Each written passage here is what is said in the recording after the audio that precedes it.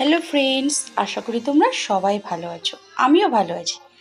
আজ আমি সকলের প্রিয় ম্যাগির রেসিপি নিয়ে হাজির হয়েছি। এটা একজনের রিকোয়েস্টেড ভিডিও। একজন আমাকে রিকোয়েস্ট করেছিল ম্যাগির রেসিপি দিতে, তাই তোমাদের কাছে আজকে খুব সহজ পদ্ধতিতে ম্যাগির রেসিপি নিয়ে হাজির হয়েছি। এটা করার জন্য আমি এখানে কিছু ক্যাপসিকাম, পেঁয়াজ, টমেটো, লঙ্কা কুচি কুচি করে কেটে নিয়েছি। এবার একটা কড়াইতে আমি জল দিয়ে দিয়েছি। জলটা গরম হয়ে গেলে এর মধ্যে একে একে আমি সব কেটে রাখা সবজিগুলো দিয়ে দেবো। প্রথমে আমি ক্যাপসিকামটা দিয়ে নিলাম, তারপর টমেটোগুলো দিয়ে নেব।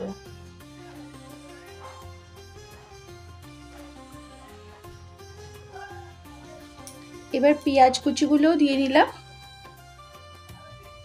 লঙ্কা কুচিটাও দিয়ে নেব। এবার লঙ্কাটা যদি বাচ্চারা খায় তাহলে আপনি দেবেন না, শুধু পেঁয়াজ, টমেটো আর ক্যাপসিকামটাই দেবেন।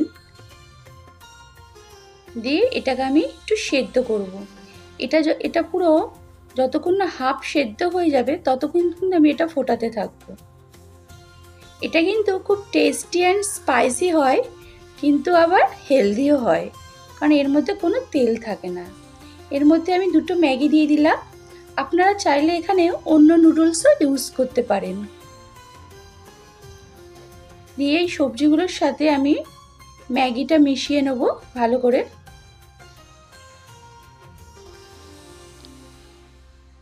এটা কিন্তু দারুণ টেস্টি হয় খেতে।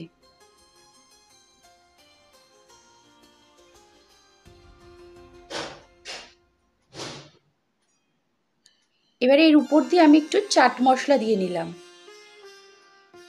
তারপর ম্যাগি মশলাগুলো আমি এর মধ্যে দিয়ে নেব। ম্যাগির প্যাকেটের ভেতরে যে মশলাটা থাকে সেটাই আমি এর মধ্যে ইউজ করছি। দুটো ম্যাগি মশলাই আমি এর মধ্যে দিয়ে নেব।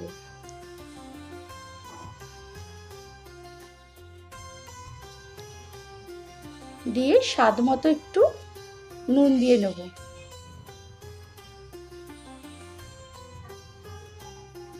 নুন দিয়ে আবার ভালোভাবে একটুখানি মিশিয়ে নেব।